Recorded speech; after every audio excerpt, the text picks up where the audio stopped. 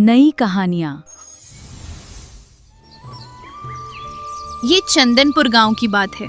उस वर्ष फसल बहुत अच्छी हुई थी। जहां तक नजर जाती सुनहरे रंग के धान के खेत चमक रहे थे।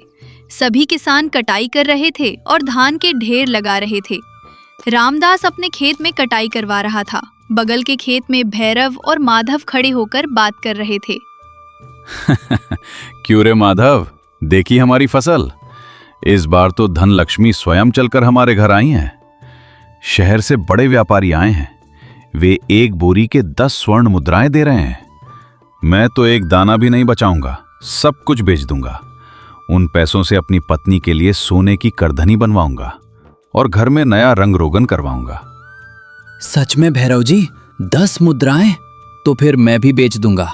मुझ पर भी कुछ कर्ज है। हाथ में 4 पैसे आएंगे तो मैं भी अपने बच्चों के लिए नए कपड़े खरीदूंगा। बेच दे। अभी नहीं बेचेगा तो कल दाम गिर जाएंगे। हाथ में धन हो तभी तो शान है। धन हो तो मनुष्य कुछ भी खरीद सकता है। क्यों रामदास, तुम अभी भी क्या सोच रहे हो? वो व्यापारी तुम्हारे धान के बारे में भी पूछ रहा था। दे दो, इस बार बहुत अच्छा मुनाफा होगा। नहीं भैरव, मैं इस बार अपना धान बेचना नहीं चाहता। सारा धान मैं अपने घर की बखारी में जमा करूंगा। केवल मजदूरों को देने और घर के खर्च के लायक ही बेचूंगा। बाकी सब सुरक्षित रखूंगा। मेरे लिए धन से अधिक अनाज महत्वपूर्ण है। तुम्हारी बुद्धि तो नहीं मारी गई है रामदास। बखारी में छिपाओगे? क्यों? इतनी अच्छी कीमत फिर नहीं मिलेगी। हाथ आई लक्ष्मी को ठुकरा रहे हो। घर में रखोगे तो कीड़े लग जाएंगे, चूहे खा जाएंगे। उसी को धन में बदल लोगे तो आवश्यकता पड़ने पर काम आएगा ना। ये पुराने जमाने के तरीके आखिर और कब तक चलेंगे? धन को खा तो नहीं सकते ना भैरव। धन भूख नहीं मिटाता, अनाज भूख मिटाता है। मुझे न जाने क्यों आने वाला समय ठीक नहीं लग रहा है। पक्षियों की हलचल और हवा के चलने का रुख देखकर लग रहा है जैसे अगले वर्ष वर्षा नहीं होगी। चींटियां भी अपना भोजन गहराई में जमा कर रही हैं। ये सब अकाल के संकेत हैं। अकाल पड़ा तो यही अनाज हमें बचाएगा। अरे रामदास, तुम भी ना बहुत ही पुराने ख्यालों के आदमी हो। पंचांग बांचने वाले पंडित जी ने कहा है कि इस वर्ष भी अच्छी बारिश होगी। तुम अपनी इस दूरदर्शिता के चक्कर में भारी नुकसान उठाओगे। कल को दाम गिर गए तो रोने से भी कोई लाभ नहीं होगा। हाँ रामदास जी, भैरव जी बिल्कुल सच कह रहे हैं। धन हो तो चावल कहीं से भी खरीदा जा सकता है। मैं तो अपना धान बेच रहा हूँ। मुझे उन पैसों की बहुत ज्यादा जरूरत है। तुम्हारी इच्छा, मैं अपनी सावधानी में रहूंगा। बीरा, उन धान की बोरियों को बैलगाड़ी पर ला दो। घर ले जाकर बखारी में डालेंगे। बारिश आने से पहले ये काम पूरा करना है। रामदास धान की बोरियों को घर ले आया। वो घर के पिछले हिस्से में बनी बड़ी बखारी में धान डाल रहा है। ये देखकर उसकी पत्नी गौरी बाहर आई। सुनते हो, ये क्या अचंबा है? पूरा गांव धान बेचकर नए कपड़े और गहने खरीद रहा है। पड़ोस के भैरव जी ने अपनी पत्नी के लिए सोने की करधनी बनवाई है। वो उसे पहनकर पूरे गांव में इतलाती घूम रही है और आप हैं कि सारा धान लाकर इस गड्ढे में डाल रहे हैं। गौरी, आभूषण सुंदरता देते हैं परंतु विपत्ति में भूख नहीं मिटाते। भैरव को दिखावा अधिक प्रिय है, सोच विचार कम। इस प्रकृति को देखकर मुझे डर लग रहा है। चींटियां अपने अंडों को ऊंचाई वाले स्थानों पर नहीं ले जा रही हैं। पक्षी अपने घोंसले नीचे बना रहे हैं। ये सब अकाल के संकेत हैं। हमें सावधान रहना चाहिए।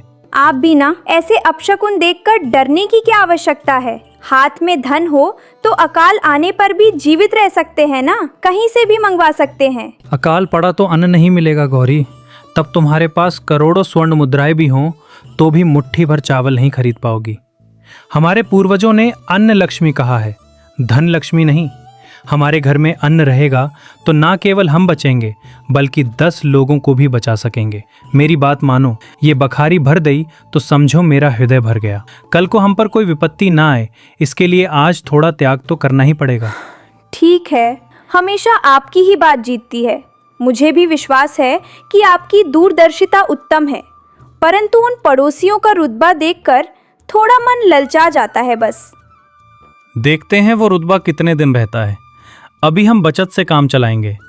यदि अगले वर्ष सब कुछ ठीक रहा तो मैं ये धान बेचकर तुम्हारे लिए सोने का हार बनवा दूंगा। 6 महीने बीत गए। रामदास के अनुमान के अनुसार ही हुआ।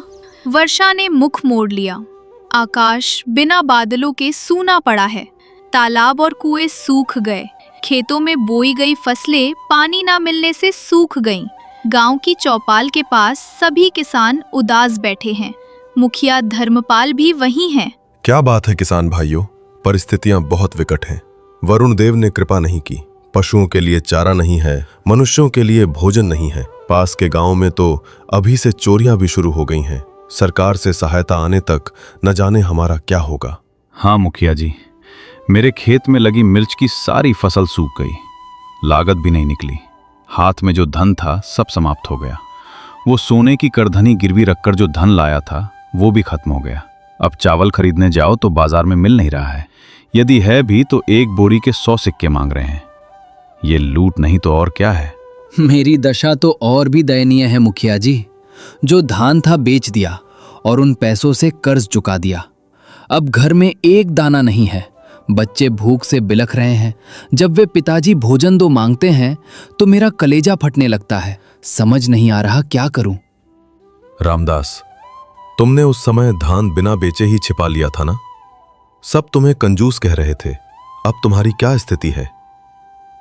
ईश्वर की कृपा से हमारे पास भोजन की कमी नहीं मुखिया जी। मैंने पहले ही अनुमान लगा लिया था और धान को बखारी में सुरक्षित रख लिया था। पशुओं के लिए भी सूखा चारा जमा कर रखा था। मेरे परिवार का गुजारा तो 1 वर्ष तक आसानी से हो जाएगा। देखा, इसने पहले ही भांप लिया था। हमें बिना बताए स्वार्थ में आकर अनाज छिपा लिया। अब हम भूख से मर रहे हैं तो ये आनंद से खा रहा है। क्या ये न्याय है? तुम्हें पहले से पता था तो हमें जोर देकर क्यों नहीं बताया? भैरव, मैंने उसी दिन कहा था कि मत बेचो। तुमने मेरा उपहास किया था। धन हो तो कुछ भी खरीद सकते हैं कहा था। अब अपनी वो सोने की करधनी देकर चावल खरीद लो। किसने मना किया है? तुम्हारे अहंकार ने ही तुम्हारी आंखों पर पट्टी बांध दी थी। चावल हो तभी तो खरीदेंगे। कहीं मिल ही नहीं रहा है। जिसके पास है उसने छिपा लिया है। अब धन कागज के टुकड़े के समान हो गया है। भैरव, रामदास को दोष मत दो। वो उसकी दूरदर्शिता थी। हमारी की गई भूल के लिए हम उसे जिम्मेदार नहीं ठहरा सकते। रामदास, अभी गांव के हालात ठीक नहीं है। क्या तुम अपने पास का थोड़ा धान गांव वालों को बेच सकते हो? उचित मूल्य पर ही सही। गांव को तुम्हारी सहायता की आवश्यकता है। मुखिया जी, ये व्यापार करने का समय नहीं है। मैं ये नहीं कहूँगा कि अपने पास जो है उसे बेचूंगा, बल्कि उसे बांटूंगा। मेरे ग्रामवासी भूखे रहें ये मैं नहीं देख सकता। मेरी बखारी में रखा धान सिर्फ मेरा नहीं, इस गांव का है। कल सुबह मेरे घर आइए। मेरे पास जितना है उसमें से हर एक को मुट्ठी भर धान दूंगा। रामदास तराजू लेकर हर एक को आवश्यकता के अनुसार धान तौल कर दे रहा है। माधव, ये लो, ये धान की बोरी ले जाओ। अपने बच्चों को मांड पकाकर पिलाओ। अभी पैसे मत दो, बाद में जब फसल हो तब दे देना। बस तुम्हारे बच्चों की भूख मिट जाए उतना ही काफी है। तुम देवता हो रामदास। उस दिन तुम्हारी बात ना मानकर मैंने बहुत बड़ी भूल की। आज तुमने मेरे बच्चों के प्राण बचा लिए। बहनों, धान कूटकर उसका भूसा पशुओं को खिलाना। कुछ भी व्यर्थ मत करना। जब तक ये अकाल समाप्त नहीं होता हमें सावधानी से रहना होगा। सब लोग धान लेकर जा रहे हैं, परंतु भैरव नहीं आया। उसका अहंकार आड़े आ गया। क्या रामदास के सम्मुख हाथ फैलाऊं? कल ही उसने मुझे सबके सामने ताने मारे थे।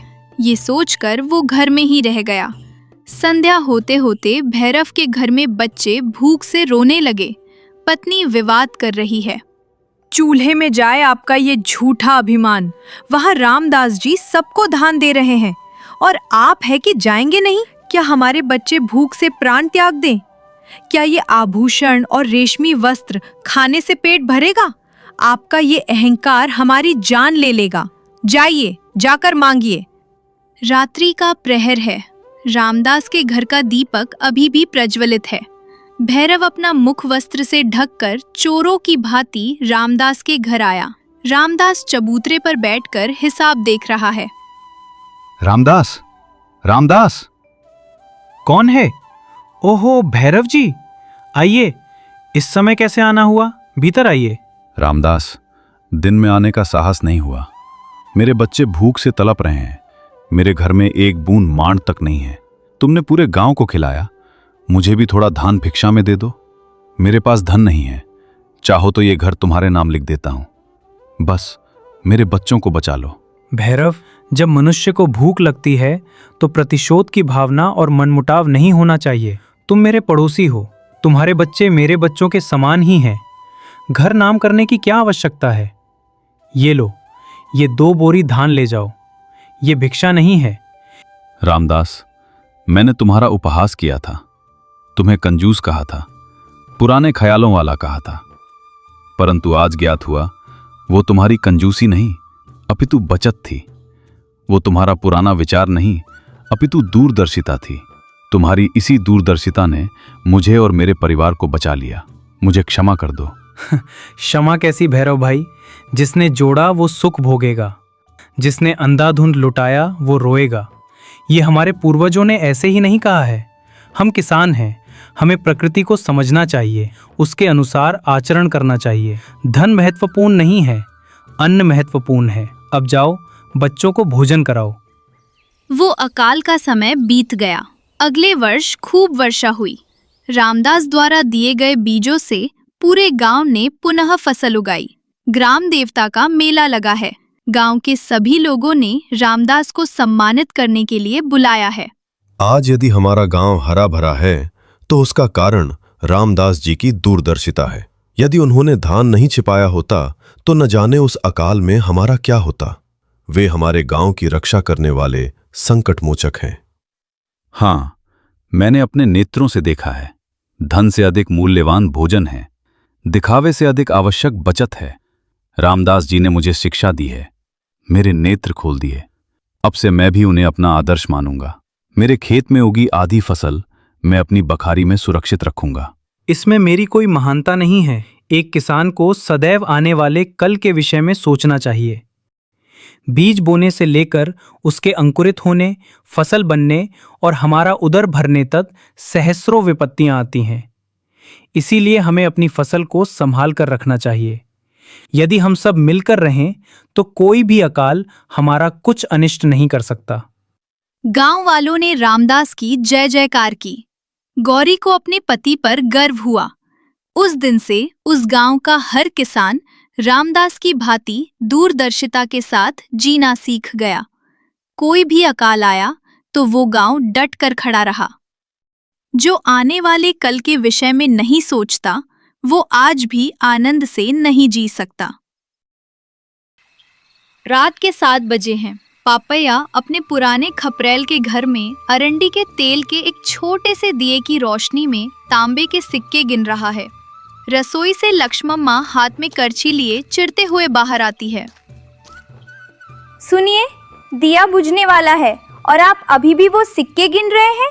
सुबह उठने से लेकर रात सोने तक यही काम है क्या? आप असली बात भूल गए। रात का खाना बनाने के लिए तेल की एक बूंद भी नहीं है।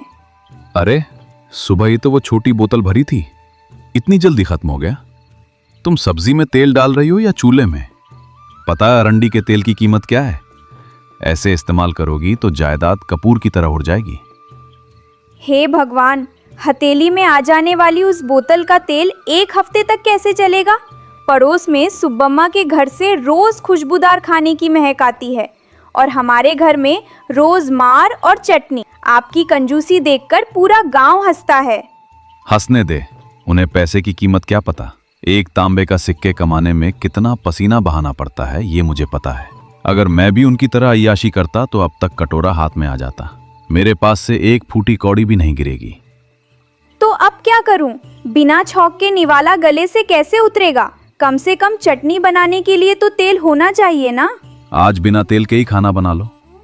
उस इमली के पानी में थोड़ा ज्यादा पानी डालकर रसम बना लो। गर्मा गर्म पियोगे तो वही महाप्रसाद है, सेहत के लिए भी अच्छा है। पानी डालकर रसम बनाऊं तो वो धोवन का पानी ही बनेगा। मेरी ही किस्मत खराब है। इतनी जायदाद होने के बाद भी ये दरिद्रता क्यों? तभी बाहर से किसी ने जोर से दरवाजा खटखटाया। पापैया चौंक गया और जल्दी जल्दी सिक्कों को गठरी में बांध लिया। कौन है? लक्ष्मी, दिया बुझा दे। हो सकता है कोई कर्जदार हो। कह दे कि घर में कोई नहीं है। छी छी, जिंदा इंसान को कैसे कह दूं कि घर में कोई नहीं है। देखती हूँ कौन है। लक्ष्मम्मा के दरवाजा खोलते ही बगल वाली गली का सुब्बा राव हांफता हुआ अंदर आया। पापैया जी, एक बड़ी मुसीबत आ पड़ी है। मेरे पिताजी के सीने में अचानक दर्द उठा है। उन्हें सांस लेने में तकलीफ हो रही है। अरे ऐसा क्या? तो वैद्य के पास जाओ, यहाँ क्यों आए हो? शहर ले जाकर किसी बड़े वैद्य को दिखाना होगा। मेरे पास एक फूटी कौड़ी नहीं है। क्या आप 10 वरा उधार दे सकते हैं? अगली फसल आने पर ब्याज समेत चुका दूंगा। थोड़ा पुण्य कमा लीजिए। हाय सुब्बा राव, कितनी बड़ी मुसीबत आ गई। तुम्हारे पिताजी तो मेरे बहुत करीब हैं, लेकिन मैं क्या करूं? कल ही मैंने अपने सारे पैसे शहर के साहूकार को अपना कर्ज चुकाने में दे दिए। अब मेरे पास एक तांबे का सिक्का भी नहीं है। झूठा कहीं का, अभी तो वरा गिन रहा था। कम से कम मुसीबत में फंसे इंसान की भी मदद नहीं करता। ऐसा मत कहिए पापैया जी। पूरे गांव को पता है कि आपके पास बहुत पैसा है। मेरे पिताजी की जान जाने वाली है। थोड़ी दया कीजिए, मैं आपका एहसान किसी भी तरह चुका दूंगा। कह रहा हूं ना कि पैसे नहीं है। समझ में नहीं आता क्या? मेरे पास तो जादू टोने के लिए एक इमली का बीज भी नहीं है। चाहो तो हमारे आंगन में तुलसी के पत्ते हैं, तोड़ ले जाओ, काढ़ा बनाकर पिलाओ, ठीक हो जाएगा। पैसों के लिए मेरी जान मत खाओ। सुब्बा राव निराश होकर चला गया। पापैया ने जल्दी से जाकर दरवाजे की कुंडी लगा दी और राहत की सांस ली। खा लक्ष्मी, पैसे का पता चलते ही मक्खियों की तरह भिनभिनाने लगते हैं। सीने में दर्द, शहर का वैद्य, ये सब पैसे ऐंठने के बहाने हैं। इसीलिए किसी को कुछ नहीं देना चाहिए। अगले दिन सुबह पापैया बाजार गया। सब्जी की दुकान पर किसान रंगैया था। पापैया बैंगन को दबा दबा कर देख रहा था।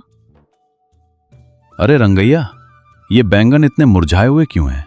डंठल सूख गए हैं। कल के हैं क्या? कीड़े तो नहीं लगे हैं?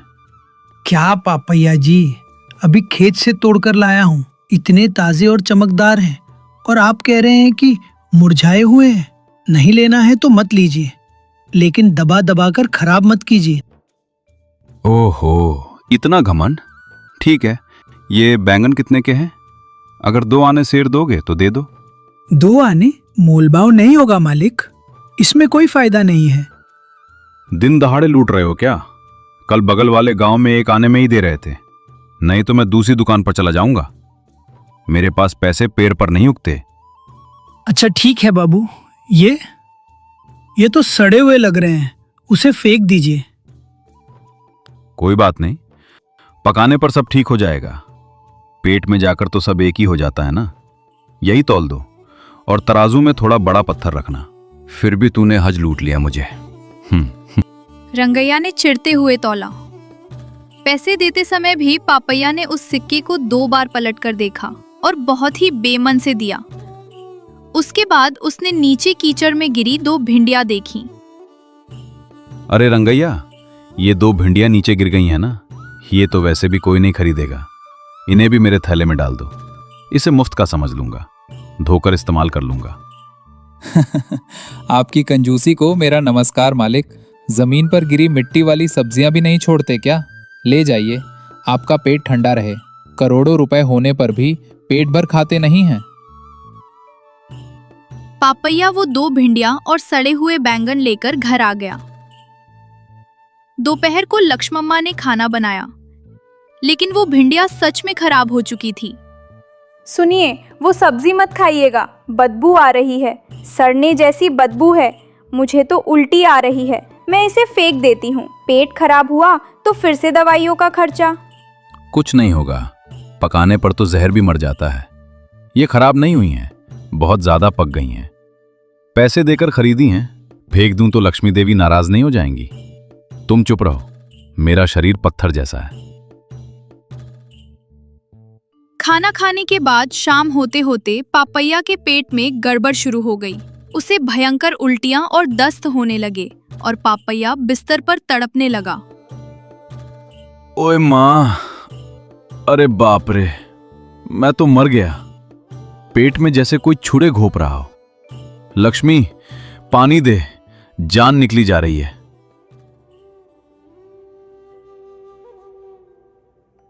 मैंने तभी कहा था ना कि वो सब्जी मत खाइएगा। सुना आपने? अब देखिए क्या हो गया। चलिए गांव के वैद्य राम शास्त्री जी के पास चलते हैं। नहीं, वो राम शास्त्री अगर नब्ज भी पकड़ ले तो 5 वरा ऐंठ लेगा। मेरे पास इतने पैसे नहीं हैं। थोड़ा सोंठ का काढ़ा बना कर ले आ, उसी से ठीक हो जाएगा। ये सोंठ के काढ़े से ठीक होने वाला नहीं लग रहा है। अपना चेहरा तो देखिए कैसा पीला पड़ गया है, आंखें पलटी जा रही हैं, जान पर बन आई है। मैं अभी जाकर वैद्य को बुलाती हूँ। सुबह होते होते पापैया की हालत और बिगड़ गई। खबर पाकर पड़ोसी कोटैया आया।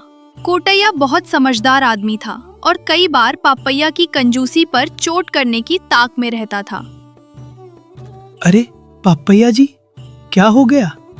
आप तो बिल्कुल कंकाल बन गए हैं। एक ही दिन में इतना कैसे बदल गए? देखिए भैया, कल से यही हाल है। वो खराब सब्जी खा ली। वैद्य को बुलाने को कहती हूँ तो कहते हैं पैसे खर्च हो जाएंगे। लक्ष्मम्मा, तुम घबरा मत। ये कोई मामूली बीमारी नहीं है। इसे हमारे दादा परदादा के जमाने की किताबों में धन कंटक रोग कहते हैं। ये बहुत ही दुर्लभ बीमारी है। धन कंटक रोग मतलब? ये तो कोई नया नाम है। क्या कम खर्चे में हो जाएगा? मतलब जो लोग पैसे खर्च करने के बजाय उसे बहुत ज्यादा जमा करते हैं, उस पैसे की गर्मी पेट में चली जाती है और आंतों को खा जाती है। क्या आपको अंदर सिक्कों की खनक सुनाई दे रही है? वो आवाज दिल की धड़कन को रोक देती है। इसका इलाज उस राम शास्त्री जी के पास भी नहीं होगा। हाय, फिर क्या उपाय है? क्या कम खर्चे में हो जाएगा? कोई जड़ी बूटी हो तो बता दे कोटैया। क्या मैं मर जाऊंगा? खर्चे की बात छोड़िए, सुनिए। अगर आप इस बीमारी से बचना चाहते हैं तो अपना आधा पैसा अपनी इकलौती बेटी सीता और दामाद गोपालम के नाम तुरंत कर दीजिए। उस दान के पुण्य से गर्मी कम होगी और ये रोग ठीक हो जाएगा। वरना आज शाम तक आप भगवान को प्यारे हो जाएंगे। आधी जायदाद? पागल हो गया है क्या? मेरी जान चली जाए तो परवाह नहीं, लेकिन अपनी जायदाद के टुकड़े नहीं होने दूंगा। वो गोपालम तो एकदम आवारा है। अगर मेरा पैसा उसके हाथ लग गया तो 1 हफ्ते में कपूर की तरह उड़ा देगा। नहीं बाबा, नहीं। आपके बेटे तो हैं नहीं, सिर्फ एक बेटी है। वो गोपालम आपकी सारी जायदाद हड़प लेगा। कल को वो आपके पैसों से रेशमी कपड़े पहनेगा, हाथों में सोने के कड़े पहनेगा। क्या सब उसी का? मेरी पत्नी को नहीं मिलेगा? आपके बेटे तो है नहीं, सिर्फ एक बेटी है। वो गोपालम आपकी सारी जायदाद हड़प लेगा। कल को वो आपके पैसों से रेशमी कपड़े पहनेगा, हाथों में सोने के कड़े पहनेगा और घोड़ा गाड़ी में शान से घूमेगा। शहर में महल बनाकर अय्याशी करेगा और आप ऊपर से देखकर रोते रहेंगे। ये बात पापैया के दिल पर बम की तरह गिरी। जिस पैसे को उसने इतनी मेहनत से जोड़ा था, उसे उसका दामाद बेतहाशा खर्च करेगा। यही सोचकर उसे मौत से भी ज्यादा डर लगने लगा। नहीं नहीं कोटैया, मैं वो नजारा नहीं देख सकता। मेरे पैसे कोई और नहीं खा सकता। मैं ही जिंदा रहूंगा, मैं ही उसे भोगूंगा। कोटैया, वैद्य को बुला लाओ। जितना मांगेगा उतना दूंगा। मुझे जिंदा रहना है। उस गोपालम को एक फूटी कौड़ी भी नहीं मिलने। ये हुई ना बात। लक्ष्मम्मा, अब देर मत कर, जा वैद्य को खींच ला। थोड़ी देर में वैद्य राम शास्त्री आए और उन्होंने नब्ज देखी। कोई बात नहीं, पेट में खाने की गड़बड़ी है। जहर उतारने की दवा देता हूँ, 2 दिन में ठीक हो जाएंगे। लेकिन मेरी फीस 5 वरा और दवाइयों का खर्चा 2 वरा होगा। कुल 7 वरा अभी देने होंगे। 7 वरा? इतना खर्चा? कुछ कम नहीं हो सकता क्या वैद्य जी?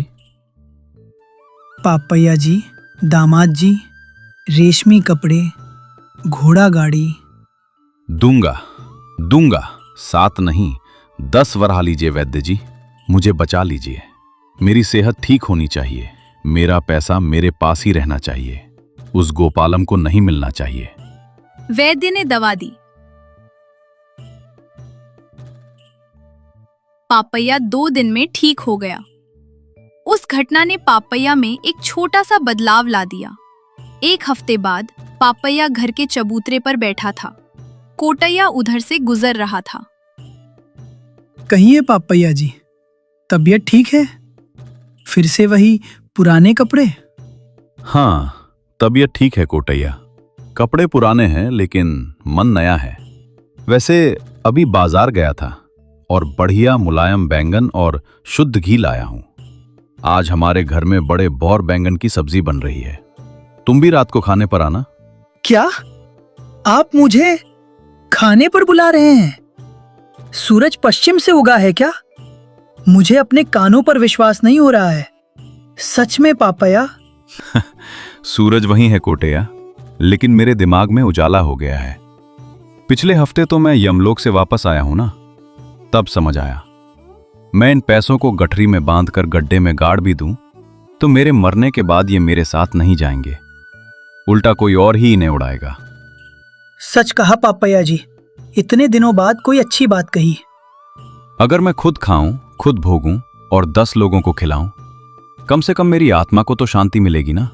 उस गोपालम के लिए कुछ नहीं छोड़ना है, उसके हाथ में कटोरा थमाना है, यही मेरी जिद है। कारण जो भी हो, आप में बदलाव तो आया। खुशी हुई पापैया जी, कंजूसी चली गई और इंसानियत आ गई। पैसा जमा करने से ज्यादा उसे इस्तेमाल करने में असली खुशी है, ये आप समझ गए। मैं जरूर आऊंगा। उस रात पापैया के घर में दिए जगमगा रहे थे। लक्ष्मम्मा का चेहरा खुशी से चमक रहा था। पापैया खुद कोटैया को घी परोस रहा था। पापैया अब भी पैसों को लेकर सावधान था, लेकिन अब वो जान लेने वाला या दूसरों को सताने वाला कंजूस नहीं रहा। वो समझ गया था कि पैसा जीने के लिए है, न कि जिंदगी पैसे के लिए।